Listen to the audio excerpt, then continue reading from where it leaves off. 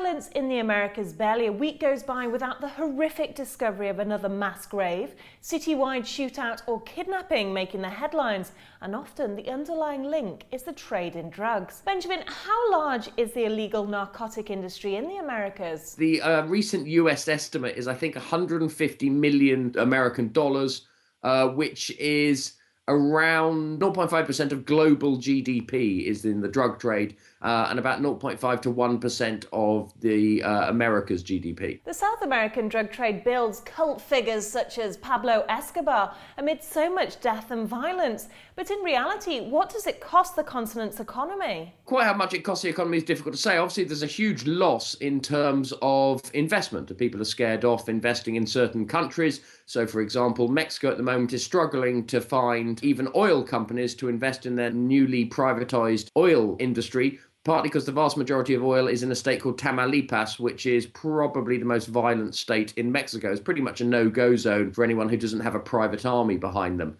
Fortuitously, places like BP and Shell do have a private army, which they are intending to send there. How much it loses the economy in general, then, it is fairly difficult to say because we're speculating on how much investment will come anyway. Also, quite clearly, a lot of money comes back from the drug trade. And I think there's an argument to be made that that money is actually more broadly and equitably distributed than money from international investment, which normally seems to get sucked up by crony capitalists.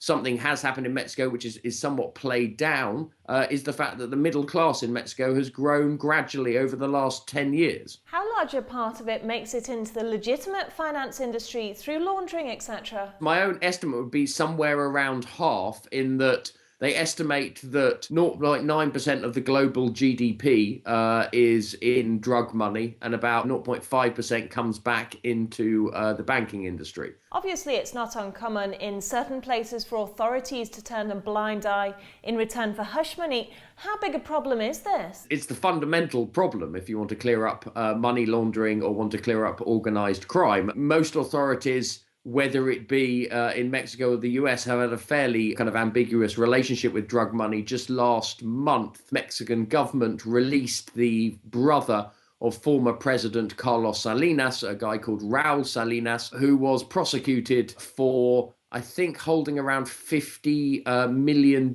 of Gulf cartel money, which his wife was trying to get out of a Swiss bank account in the late 1990s. So these people normally have a fair degree of impunity. He was rare in that he was actually put in jail, but then as soon as his brother's party got him back in power, he was released and recently filmed at a gala event turning up in a $200,000 Mercedes. So the modern day war on drugs, what measures are being taken? How much progress has been made?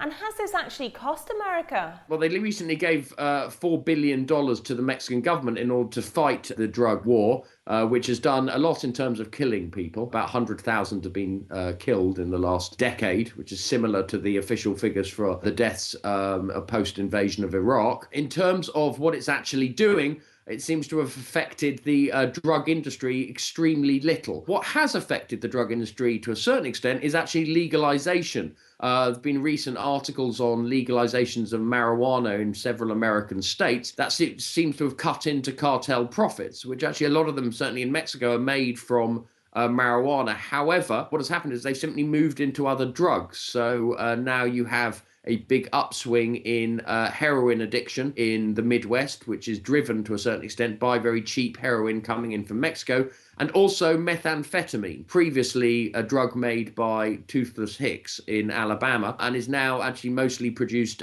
in Mexico. How do you see the illegal drug trade and its revenue developing? I see it continuing at a fairly high rate. I don't see that the solution has been found, and the war on drugs, which has been going on really since the 1970s, has seemed to have done very little apart from potentially actually mean that the drug trade has become more embedded within the finance industry and within the government.